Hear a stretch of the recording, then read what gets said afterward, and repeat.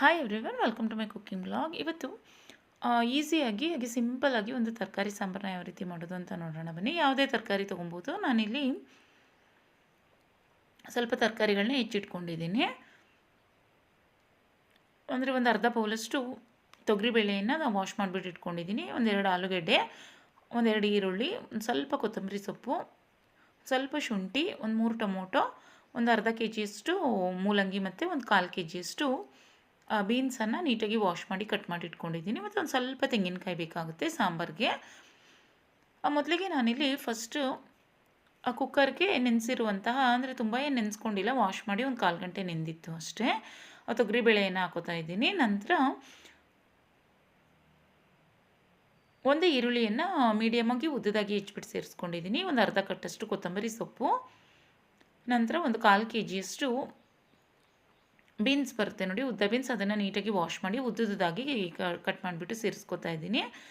ನಂತರ ಒಂದು ಅರ್ಧ ಕೆ ಜಿಯಷ್ಟು ಮೂಲಂಗಿಯನ್ನು ಸಹ ಅದರ ಸಿಪ್ಪೆ ತೆಗೆದುಬಿಟ್ಟು ನೀಟಾಗಿ ಅದನ್ನು ಮೀಡಿಯಮ್ ಆಗಿ ಕಟ್ ಮಾಡಿಕೊಂಡು ಸೇರಿಸ್ಕೊಂಡಿದ್ದೀನಿ.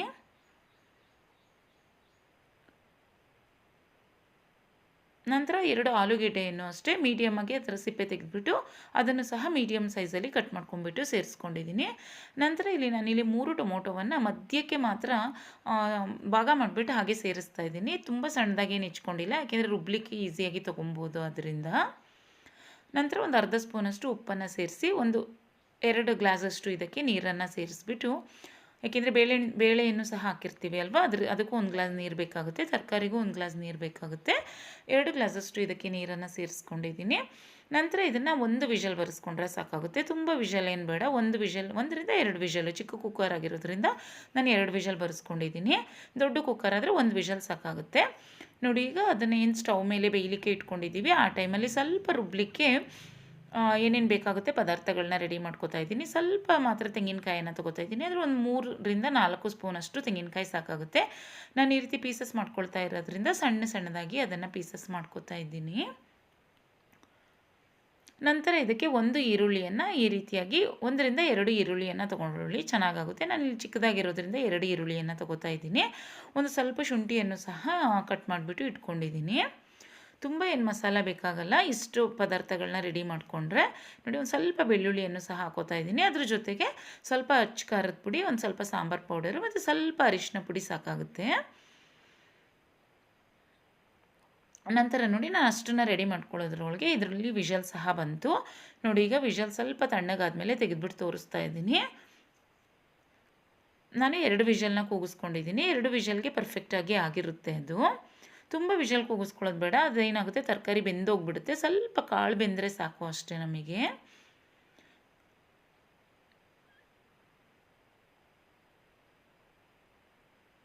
ನಂತರ ನೋಡಿ, ಅಲ್ಲಿ ನಾವು ಅದೇನು ಟೊಮೊಟೊ ಹಾಕ್ಕೊಂಡಿದ್ವು ನೋಡಿ, ಈಗ ಅದನ್ನು ರುಬ್ಲಿಕ್ಕೆ ಈಸಿಯಾಗಿ ತೆಗಿಲಿಕ್ಕೆ ಈಸಿ ಆಗುತ್ತೆ ಅಂತ ನಾನು ಹಾಗೆ ಟೊಮೊಟೊವನ್ನು ಹಾಕ್ಕೊಂಡಿದ್ದೀನಿ. ಸ್ವಲ್ಪ ಮಸಾಲ ಫ್ರೈ ಮಾಡಿಕೊಂಡ್ರೆ ಸಾಂಬಾರು ತುಂಬ ಟೇಸ್ಟಿಯಾಗಿ ಬರುತ್ತೆ. ನಾನು ಬಾಣಲಿಗೆ 1 ಸ್ಪೂನಷ್ಟು ಎಣ್ಣೆ ಹಾಕ್ಕೊಂಡಿದ್ದೀನಿ. ನಂತರ 1 ಈರುಳ್ಳಿಯನ್ನು, ನಾವಲ್ಲೇನು ಈರುಳ್ಳಿಯನ್ನು ಕಟ್ ಮಾಡ್ಕೊಂಡಿದ್ವು ನೋಡಿ, ಅದರಲ್ಲಿ ಪೂರ್ಣ 2 ಈರುಳ್ಳಿಯನ್ನು ಫ್ರೈ ಮಾಡಲಿಕ್ಕೆ ಹಾಕೋತಾ ಇದ್ದೀನಿ. ಸ್ವಲ್ಪ ಶುಂಠಿ ಮತ್ತು ಬೆಳ್ಳುಳ್ಳಿ, ಅದನ್ನು ಸ್ವಲ್ಪ ಫ್ರೈ ಆದಮೇಲೆ ಸ್ವಲ್ಪ ತೆಂಗಿನಕಾಯಿ ಏನು ಹೆಚ್ಚಿಟ್ಕೊಂಡಿದ್ವು ನೋಡಿ, ಅದನ್ನು ಸಹ ಫ್ರೈ ಮಾಡಲಿಕ್ಕೆ ಹಾಕೋತಾ ಇದ್ದೀನಿ. ಇಷ್ಟನ್ನು ಫ್ರೈ ಮಾಡ್ಕೊಳ್ಬೇಕು ಲೈಟಾಗಿ, ತುಂಬ ಫ್ರೈ ಮಾಡ್ಕೊಳ್ಳೋದೇನು ಬೇಡ, ಅದು ಲೈಟಾಗಿ ಸ್ವಲ್ಪ ಹಸಿ ವಾಸನೆ ಹೋಗಬೇಕು. ನಂತರ ಅದಕ್ಕೆ ನಾನು ಟೊಮೊಟೊ ಏನು ಬೇಯಿಸ್ಕೊಂಡಿದ್ವು ನೋಡಿ, ಅದನ್ನು ಸಹ ಹಾಕೋತಾ ಇದ್ದೀನಿ. ಇವಾಗ ಸ್ಟವ್ನ ಆಫ್ ಮಾಡ್ಕೊಂಡ್ಬಿಡಬೇಕು. ಇವಾಗೇನು ಸ್ಟವ್ ಆನ್ ಆಗಿರೋದೇನು ಬೇಡ, ಯಾಕೆಂದರೆ ಬಿಸಿಗೆ ಅದು ಟೊಮೊಟೊ ಸ್ವಲ್ಪ ಕುಕ್ ಆದಂಗೆ ಆಗುತ್ತೆ. ಆಲ್ರೆಡಿ ಟೊಮೊಟೊ ಬೆಂದಿದೆ ಅಲ್ವಾ, ಅದರಿಂದ ನೋಡಿ. ಈಗ ನಾನು ಸ್ಟವ್ ಆಫ್ ಮಾಡ್ಕೊಂಡಿದ್ದೀನಿ. ಸ್ಟವ್ನ ಈಗ ಆಫ್ ಮಾಡಿಬಿಟ್ಟು ಅದಕ್ಕೆ ಒಂದು ಅರ್ಧ ಸ್ಪೂನಷ್ಟು ಅರಿಶಿನ ಪುಡಿ, 1.5 ಸ್ಪೂನಷ್ಟು ಅಚ್ಚ ಖಾರದ ಪುಡಿ, 1.5 ಸ್ಪೂನಷ್ಟು ಸಾಂಬಾರು ಪೌಡರು, ಇಷ್ಟನ್ನು ಹಾಕ್ಕೊಳ್ಬೇಕು. ಇವಾಗೇನು ಸ್ಟವ್ ಆನ್ ಆಗಿರೋದೇನು ಬೇಡ, ಸ್ಟವ್ ಆಫ್ ಮಾಡಿ ಈಗ ತಣ್ಣಗಾಗಲಿಕ್ಕೆ ಬಿಟ್ಟಿದ್ದೀನಿ ನೋಡಿ. ಸ್ವಲ್ಪ ತಣ್ಣಗಾದರೆ ಸಾಕು. ಈಗ ಅದನ್ನು ಮಿಕ್ಸಿ ಜಾರ್ಗೆ ಹಾಕ್ಕೊಂಡು ಸಣ್ಣದಾಗಿ ಪೇಸ್ಟ್ ಮಾಡ್ಕೊಳ್ಬೇಕು, ತುಂಬ ಫೈನ್ ಪೇಸ್ಟ್ ಮಾಡ್ಕೊಳ್ಬೇಕು. ಸ್ವಲ್ಪ ನೀರನ್ನು ಸೇರಿಸ್ಕೊಂಡು ನೋಡಿ, ಈಗೇನು ಹಾಕ್ಕೊಂಡಿದ್ದೀವಿ ನೋಡಿ, ಇದಕ್ಕೆ ಒಂದು ಸ್ವಲ್ಪ ನೀರನ್ನು ಸೇರಿಸ್ಕೊಂಡು ಫುಲ್ ಸಣ್ಣದಾಗಿ ಫೈನ್ ಪೇಸ್ಟ್ ಮಾಡ್ಕೊಳ್ಬೇಕು ನೋಡಿ. ಈ ಥರ ಫುಲ್ ಸಣ್ಣದಾಗಿ ಪೇಸ್ಟ್ ಮಾಡಿಕೊಂಡ್ರೆ ಸಾಂಬಾರು ತುಂಬ ಚೆನ್ನಾಗಾಗುತ್ತೆ. ಈಗ ಸಾಂಬಾರು ಮಾಡ್ಕೊಳ್ಳಿಕ್ಕೆ ಒಂದು ಪಾತ್ರೆಯನ್ನು ಇಟ್ಕೊಂಡಿದ್ದೀನಿ. ಒಂದು ಪಾತ್ರೆಗೆ ಅದೇನು ಕುಕ್ಕರ್ನಲ್ಲಿ ಬೇಯಿಸ್ಕೊಂಡಿದ್ವು ನೋಡಿ, ಅದನ್ನು ಸೇರಿಸ್ಕೊತಾ ಇದ್ದೀನಿ. ಈಗ ಅದನ್ನು ಕುದಿಲಿಕ್ಕೆ ಬಿಡಬೇಕು. ಅದೇನು ನೋಡಿ ಈಗ ಕುದಿಯುತ್ತೆ, ಆ ಟೈಮಲ್ಲಿ ಈಗ ಚೆನ್ನಾಗಿ ಅದನ್ನು ಕುದಿಲಿಕ್ಕೆ ಬಿಡಬೇಕು. ನೋಡಿ ಈಗ ಅದು ಕುದಿ ಬರ್ತಾ ಇದೆ. ಈಗ ಕುದಿ ಬಂದ ಟೈಮಲ್ಲಿ ನಾವು ಅದೇನು ಮಿಕ್ಸಿ ಜಾರಲ್ಲಿ ರುಬ್ಕೊಂಡಿದ್ವು ನೋಡಿ, ಆ ಮಸಾಲವನ್ನು ಸೇರಿಸ್ಬಿಟ್ಟು ನೀರು ಬೇಕಿದ್ರೆ ನೀರನ್ನು ಸಹ ಸ್ವಲ್ಪ ಸೇರಿಸ್ಕೊಬೇಕಾಗುತ್ತೆ. ನಾನು ಸ್ವಲ್ಪ ಮಾತ್ರ ನೀರು ಸೇರಿಸ್ಕೊತಾ ಇದ್ದೀನಿ, ಏಕೆಂದರೆ ಅದು ಕುಕ್ಕರ್ನಲ್ಲಿ ಬೆಂದಾಗ ಅದರಲ್ಲೇ ನೀರಿತ್ತಲ್ವ, ಅದೇ ಸಾಕಾಗುತ್ತೆ. ಅದ್ರ ಜೊತೆಗೆ ನೋಡಿ ಈಗ ನಾನು ಮಿಕ್ಸಿ ಜಾರಕ್ಕೆ ಸ್ವಲ್ಪ ಒಂದು ಗ್ಲಾಸಷ್ಟು ನೀರನ್ನು ಹಾಕ್ಬಿಟ್ಟು ಅದನ್ನು ಸಹ ಸೇರಿಸ್ಕೊಂಡೆ. ಈಗ ರುಚಿಗೆ ತಕ್ಕಷ್ಟು 1 ಸ್ಪೂನಷ್ಟು ಉಪ್ಪನ್ನು ಸಹ ಸೇರಿಸ್ಕೊತಾ ಇದ್ದೀನಿ. ರುಚಿ ನೋಡಿಕೊಂಡು ಎಷ್ಟು ಉಪ್ಪು ಬೇಕಾಗುತ್ತೆ ಅಷ್ಟು ಉಪ್ಪನ್ನು ಸಹ ಸೇರಿಸ್ಕೊಬೇಕು.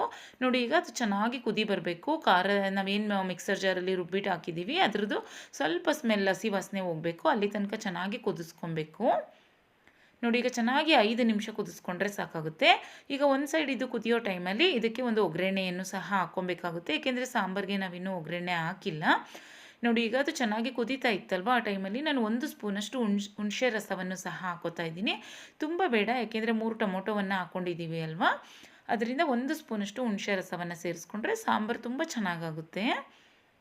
ನೋಡಿ ಈಗ ಅದು ಕುದಿಲಿಕ್ಕೆ ಬಿಡಬೇಕು. ಈಗ ಕುದಿಯೋ ಟೈಮಲ್ಲಿ ಇದಕ್ಕೆ ಒಂದು ಒಗ್ಗರಣೆಯನ್ನು ಸಹ ಹಾಕ್ಕೊಬೇಕಾಗುತ್ತೆ.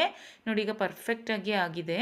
ಮತ್ತು ನಾವು ಕುಕ್ಕರಲ್ಲಿ ಬೇಯಿಸ್ಕೊಳ್ಳುವಾಗಲೂ ಅಷ್ಟೇ ಮೂಲಂಗಿ ಎಲ್ಲ ಸ್ವಲ್ಪ ಹಾಗೆ ಇರಬೇಕು, ಅಂದರೆ ತುಂಬ ಬೆಂದಿರಬಾರ್ದು, ಆಗ ಸಾಂಬಾರು ತುಂಬ ಬೆಂದುಬಿಟ್ರೆ ತುಂಬ ಚೆನ್ನಾಗಾಗಲ್ಲ. ಈಗ ಇದಕ್ಕೆ ಒಂದು ಒಗ್ಗರಣೆಯನ್ನು ಹಾಕೊಳ್ಳೋಣ. ಒಗ್ಗರಣೆಗೆ ಒಂದು ಬಾಣಲಿಯನ್ನು ಇಟ್ಕೊಂಡಿದ್ದೀನಿ. ಒಂದು ಬಾಣಲಿಗೆ ಒಂದು 3ರಿಂದ 4 ಸ್ಪೂನಷ್ಟು ಎಣ್ಣೆ, 1 ಸ್ಪೂನಷ್ಟು ಸಾಸಿವೆ, ಒಂದು 3ರಿಂದ 4 ಒಣಮೆಣಸಿನ್ಕಾಯಿನ ಹಾಕ್ಕೊಳ್ಳಿ. ನಂತರ ಒಂದು ಸ್ವಲ್ಪ ಕರಿಬೇವಿನ ಸೊಪ್ಪನ್ನು ಹಾಕ್ಕೊಳ್ಳಿ. ಸಾಕು, ಇಷ್ಟು ಹಾಕ್ಕೊಂಡ್ರೆ ಒಗ್ಗರಣೆಗೆ ಸ್ವಲ್ಪ ಇಂಗನ್ನು ಹಾಕ್ಕೊಂಡ್ರೂ ಸಹ ತುಂಬ ಚೆನ್ನಾಗಾಗುತ್ತೆ. ಈಗ ಕುದೀತಾ ಇರುವಂತಹ ಸಾಂಬಾರಿಗೆ ಒಗ್ಗರಣೆಯನ್ನು ಹಾಕ್ಬಿಟ್ಟು ತುಂಬ ಏನು ಕುದಿಸೋದೇನು ಬೇಡ, 1 ನಿಮಿಷ ಅದನ್ನು ಕುದಿಸ್ಕೊಂಡ್ರೆ ಸಾಕಾಗುತ್ತೆ. ನೋಡಿ ಈಗ ಪರ್ಫೆಕ್ಟಾಗಿ ರೆಡಿ ಆಯಿತು. ತುಂಬ ಚೆನ್ನಾಗೇ ಆಗುತ್ತೆ, ಅನ್ನಕ್ಕಿಂತೂ ತುಂಬ ಚೆನ್ನಾಗಿರುತ್ತೆ, ಚಪಾತಿಗೂ ಸಹ ತುಂಬ ಚೆನ್ನಾಗಾಗುತ್ತೆ ಇದು.